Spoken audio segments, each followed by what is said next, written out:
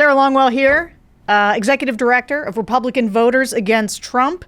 Today I am joined with two of our biggest, baddest, awesomest volunteers, Matthew McCaffrey and Kyle Sweetser. Sweetser. All right, so Matthew is a veteran, a former Trump voter, and an outspoken critic of Donald Trump from the key battleground state of Pennsylvania.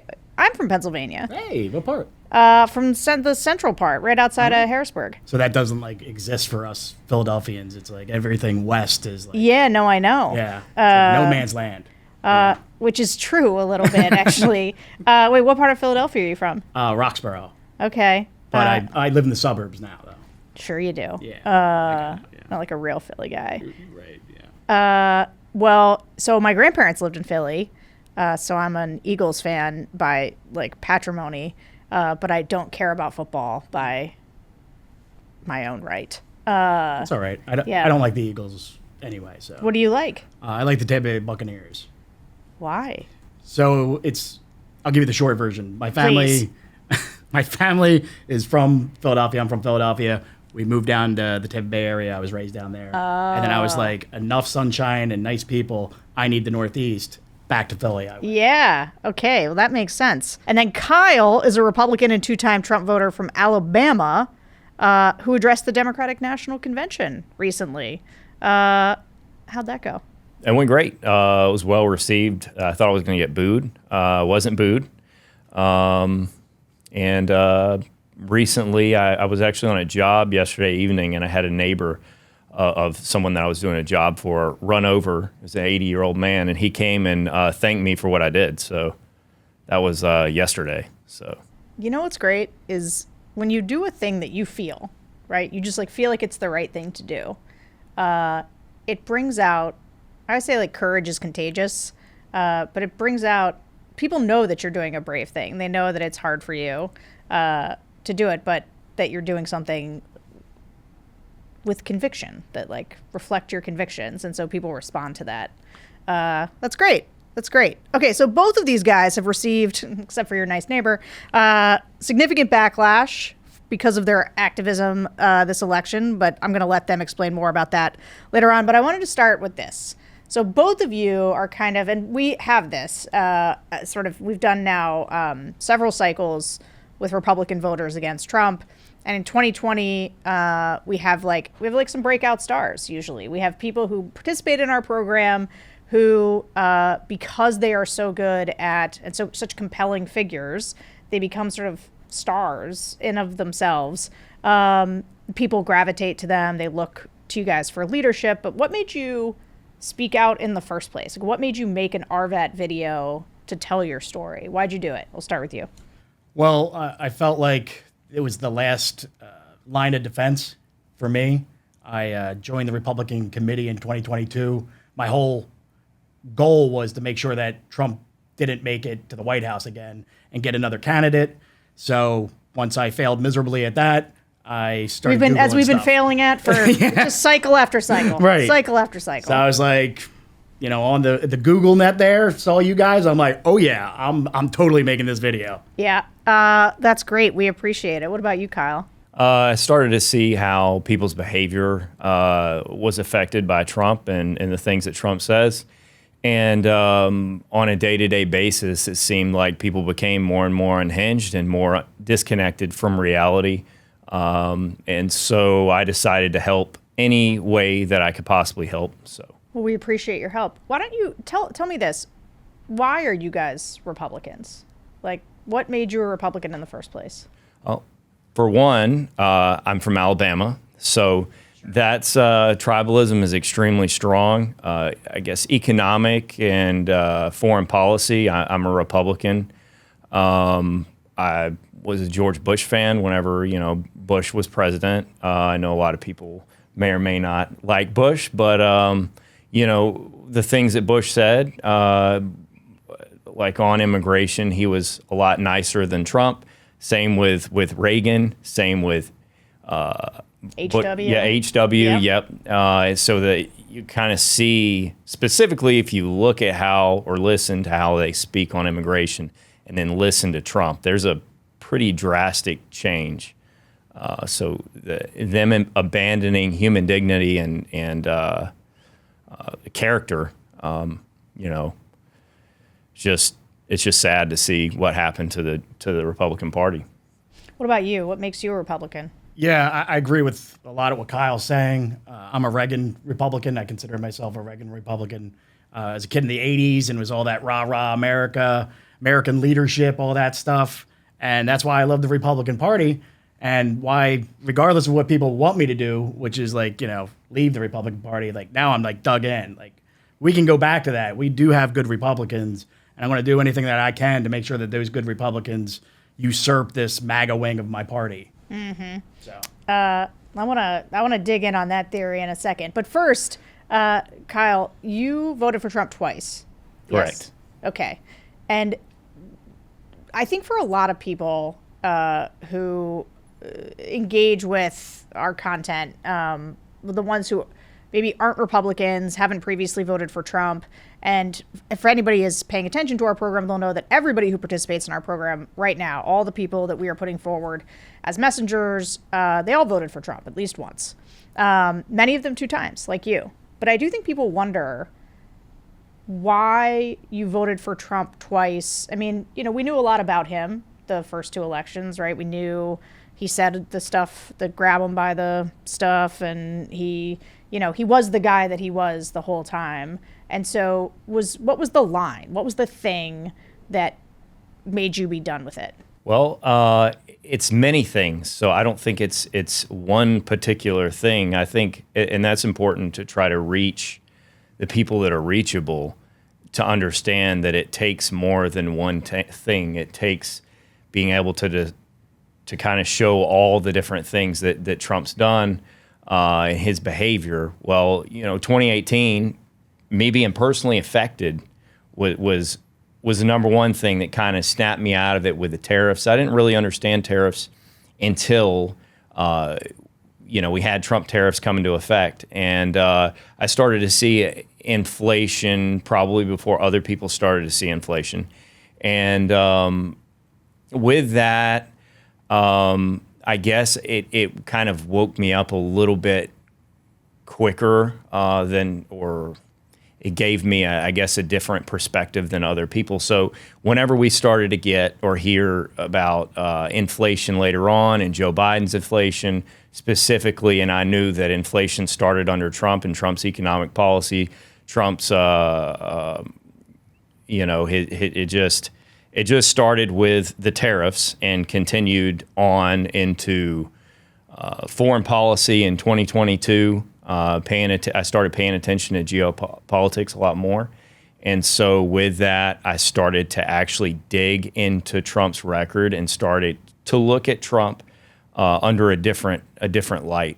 It's really, really hard to understand that a lot of these people that are Trump voters, people like to look at them like they're bad people or something. They're not bad people. They just don't. They can't understand. They can't understand that someone could betray them the way that Trump is basically betraying their trust. And another thing is people don't like admitting they're wrong. So, Kamala Harris can do 1,000, or Trump could do 1,000 things wrong, and she could do one thing wrong, and that's all it takes for them to latch on to confirmation bias.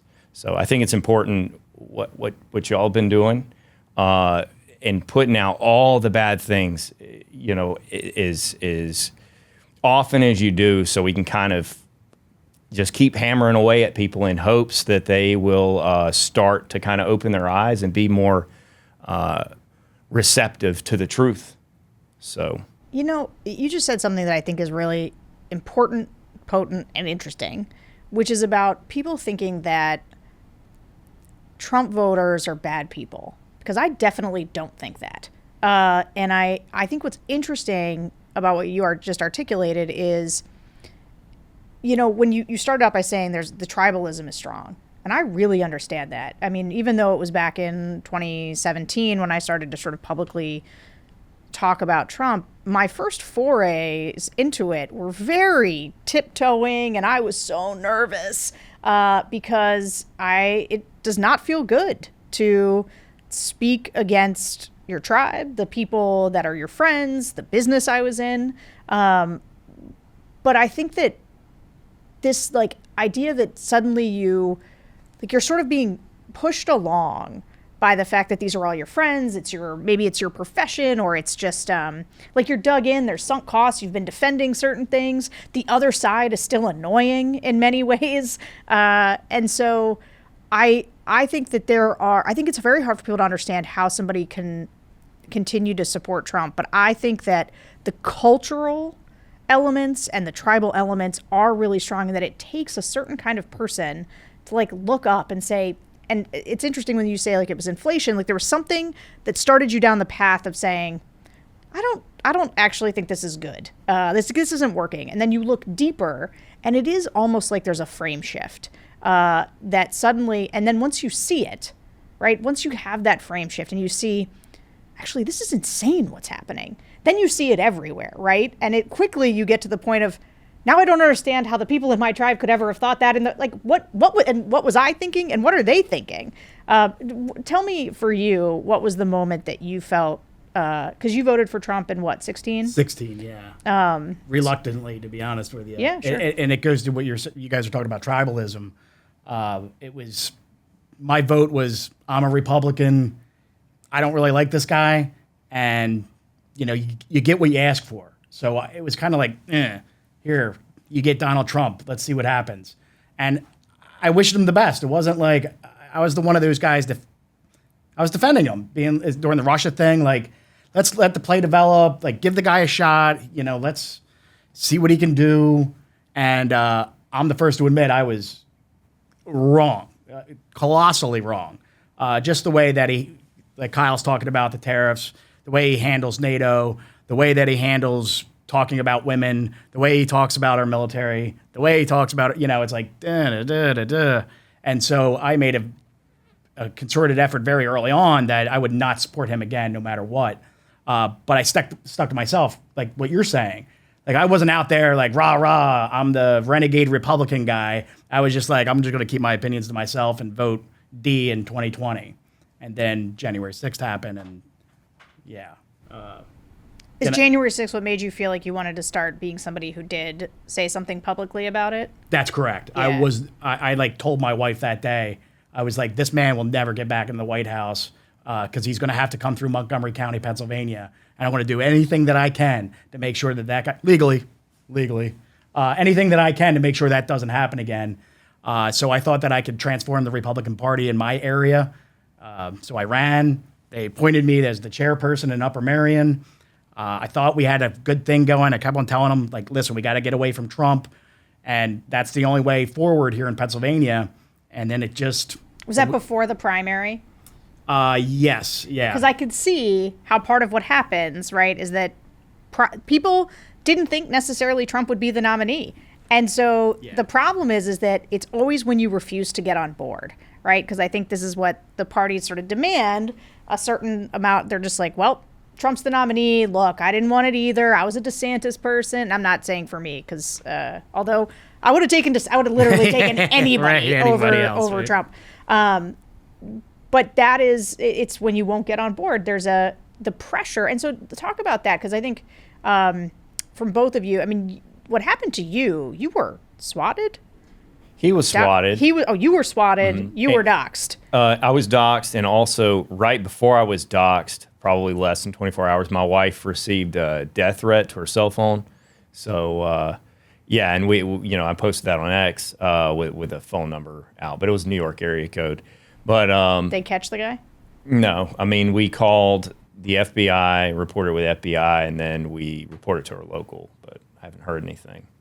But brave, tough people back there behind their their Google Voice number to call and threaten your wife. But talk about, because I think it's almost people talk about it. They talk about the menace. They talk about the fact that these threats are out there. But maybe it's a hazard of the trade. But so many of my friends are people who are Republicans who've tried to stand up and do the right thing. Stephen Richer, Maricopa County Supervisor, his colleague William Gates, and they've also, Brad Raffensperger, there's people who've all had to be public about just how bad the death threats have gotten. And I'm not sure anybody realizes, like, there's basically nobody that can come after harder than a Republican who gets out of line and speaks out about Trump. So how did you feel about what happened to your wife and to you?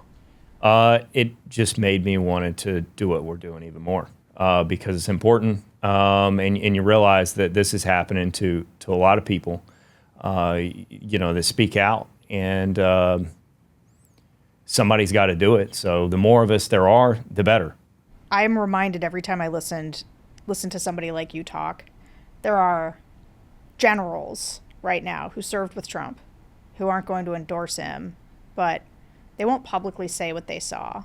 There are ex-Republican presidents, people of enormous privilege, people of enormous safety, and they're so afraid of something that they won't speak out. And for me, one of the reasons I think I get so frustrated with people who won't speak out against Trump is because I'm constantly listening to people who are they're just regular people who find their voice and are willing to say something, and who don't have like remaining Secret Service people at their disposal or whatever, but you're willing to stand up and say something. You take what comes your way because of it, and what came your way was not small. No. Police showing up at your door with guns drawn and your family's inside because you're just standing up for what you believe in it's un-American. And I think, at least in my community, it became real for a lot of Republicans that you would typically see on like social media saying, this is fake, this isn't real, this is staged, he's being paid, all this stuff. Well, the truth came to Upper Merion because people know who I am.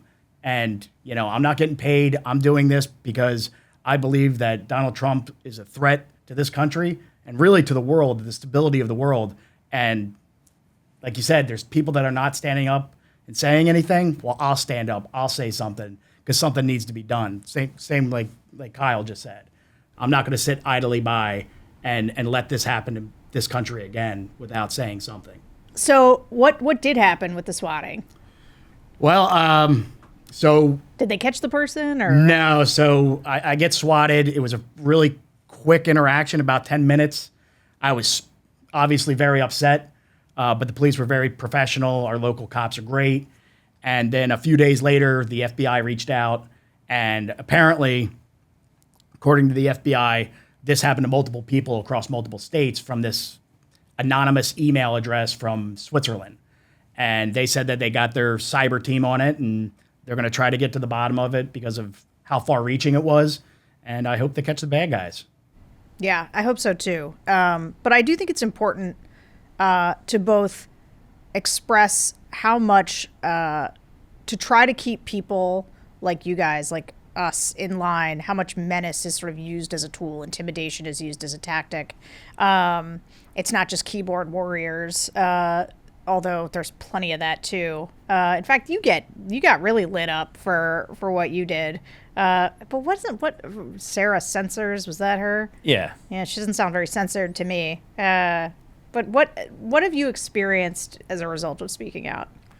So I get death or threats that appear to be death threats, strange comments and thinly veiled threats, all different types of weird messages.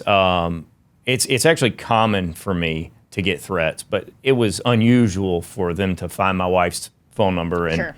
and send a threat to her. It's just one of those. It's just one of those things. They operate like thugs, and it appears that Trump is very aware of this and takes advantage of the fact that he has an angry mob that's willing to intimidate, harass, threaten, silence any opposition. So what would you guys say? So we're doing this because, we have hundreds of people like you guys who have come and made videos, testimonials for Republican voters against Trump. Some of them explain just why they won't vote for Trump again. Others explain why, in order to stop Trump, they're going to vote for Harris. In fact, the vast majority do the latter. But, one of the things I sort of worry about is what I said. I think every single one of the people who makes a video for us is enormously brave for doing so. But I worry that the intimidation could stop some people from speaking out who might otherwise want to. So what would you tell somebody about the trade-off of speaking out publicly versus the backlash that you might get on social media or otherwise? For me, Yeah. I love my country. I fought for my country.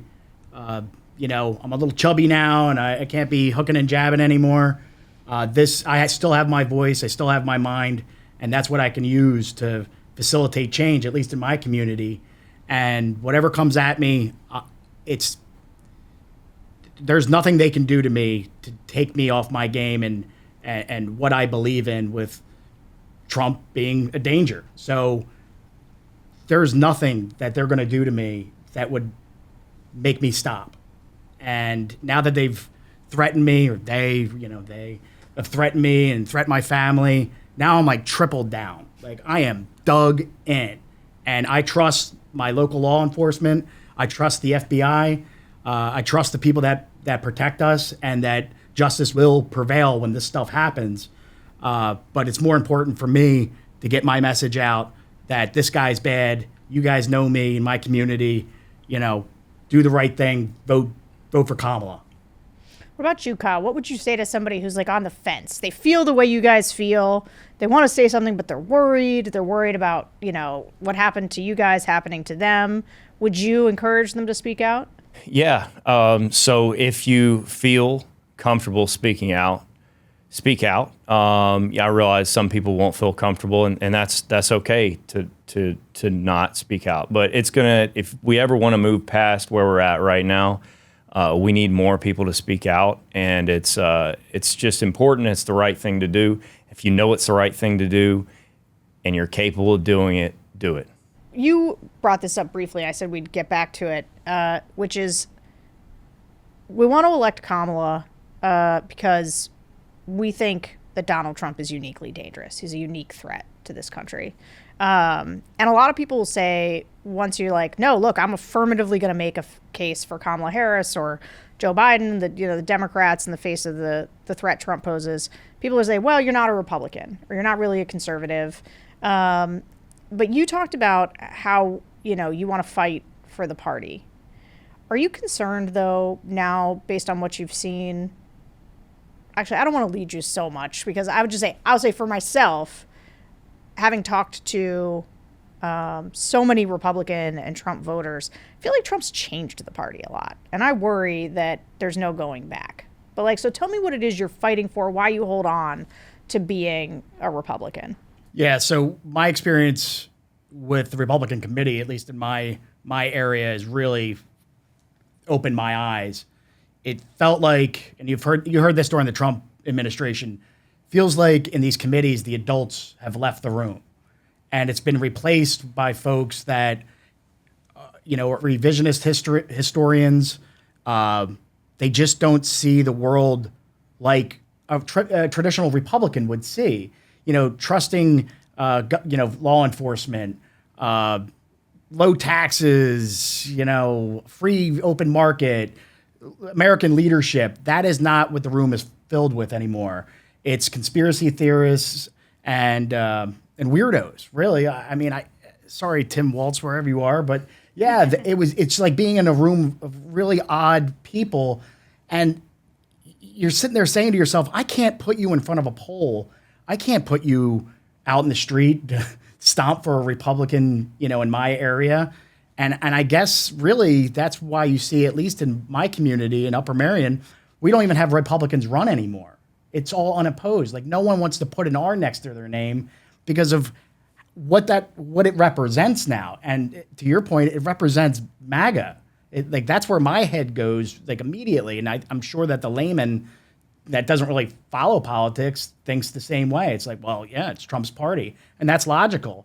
But this country needs two competent parties, and the American people deserve two candidates that can do a job and give them, a competent choice. And so far, what I've seen, and especially since I've been kicked out of the committee, is that's their go-to. If you don't fall in line, you're out. and I'm not. I don't like that. And you're not going to tell me that I'm not a Republican. I am a Republican, and I'm never going to change now. People have told me too much. You're not a Republican. Oh yeah? Well, watch me. So.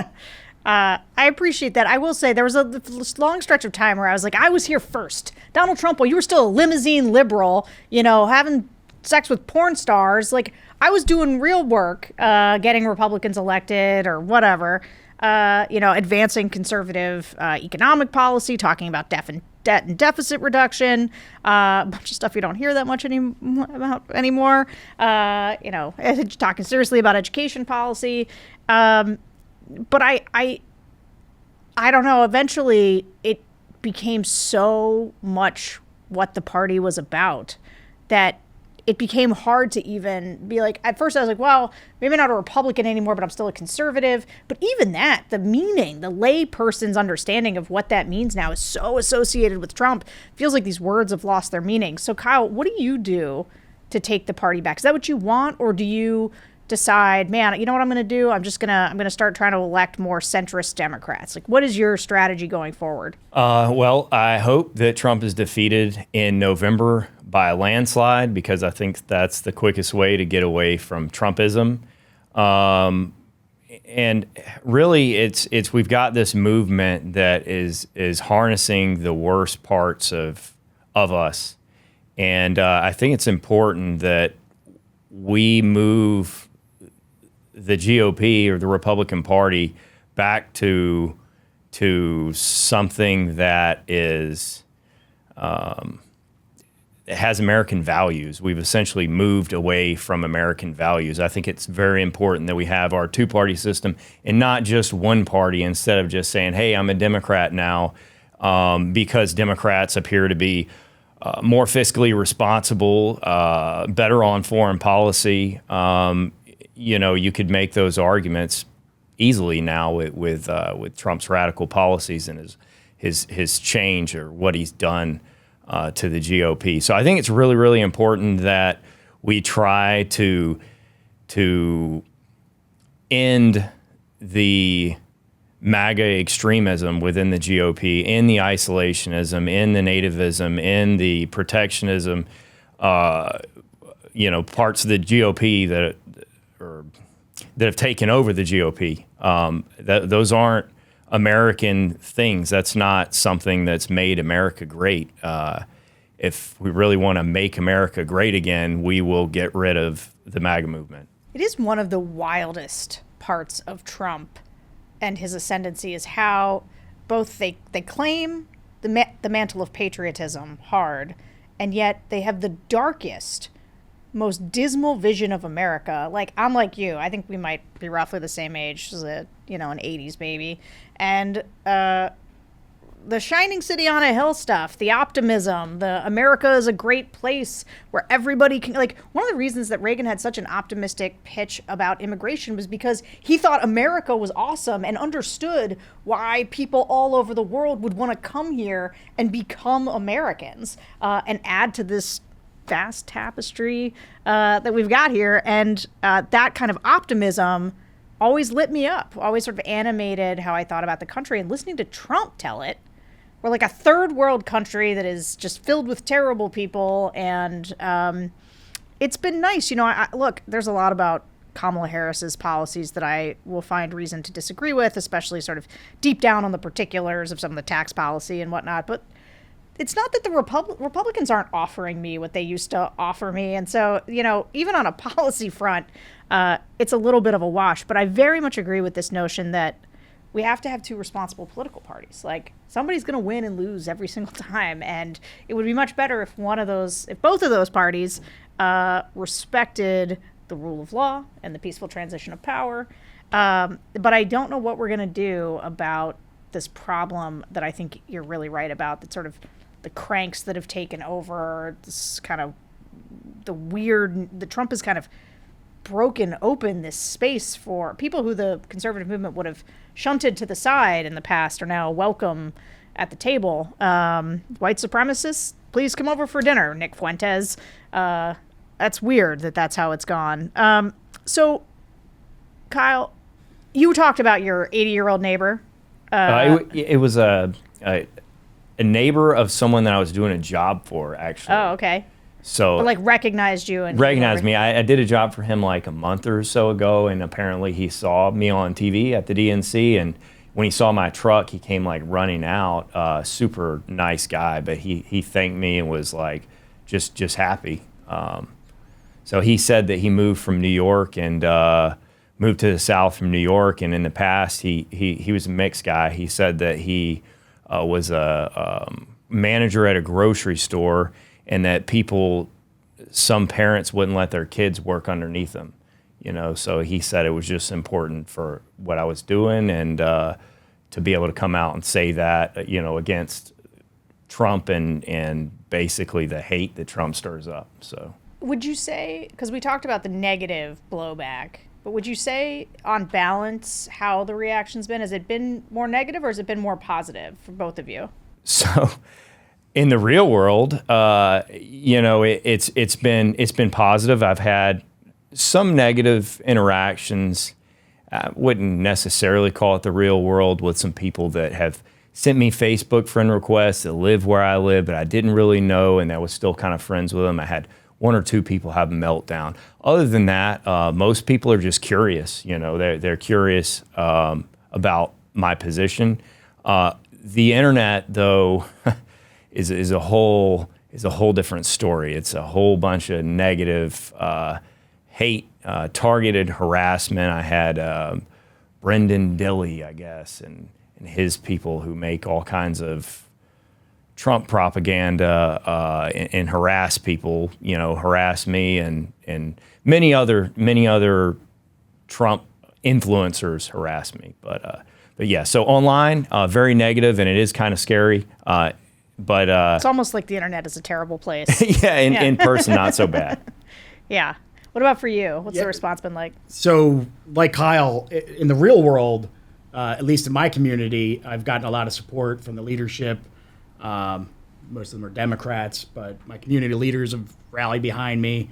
Starting to see Republicans for Harris signs pop out, and whatever anybody's saying to me online, if it's not clever, insulting, like I'm not reading it. So if you want to get to me, you have to at least be funny. Yeah, you got to be funny, Yeah, clever. I agree something. with this. So like if you're just mean and it's like all caps, like I'm not even going to read it. So, yeah, none of your mean comments, you better elevate. Because if you're just going to like throw some like nasty stuff in there, that's not going to touch us. Sorry. It's not. Right? Yeah, I agree with that.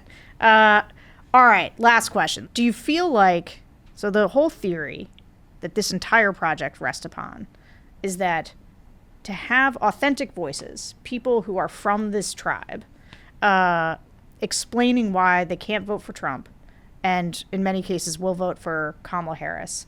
Do you feel like you are making a difference? Do you feel like people are listening to you or listen to you in ways that they might not, just a standard issue Democrat? I do, because I've gotten the direct messages and stuff like that on social media saying, like, I agree with everything you're saying. And although it's not like an avalanche of just glowing support, I set out to just get a handful of people to vote my way. I feel like I've done that. So I'm just glad that I had a platform, that you guys provided me with a platform for me to vent and for me to, get out my feelings about Donald Trump and the threat that he poses. And I'm going to be forever grateful for that. So thank you. Well, we appreciate you. What about you, Kyle? Do you think you're changing some minds? Absolutely. Maybe some hearts? Yeah. So I've had people that have trolled me. I try not to block people unless they say perverted things. That's kind of like my one thing. You can say whatever you want, but they start saying weird perverted things, then I block them. But I've had people that have trolled me for months and months and months later on say that, hey, you changed my mind. It's not too many of them, but and then I've had other people, that didn't troll me that went with me essentially whenever I said that I wasn't going to vote for Trump and I was instead going to vote for Kamala.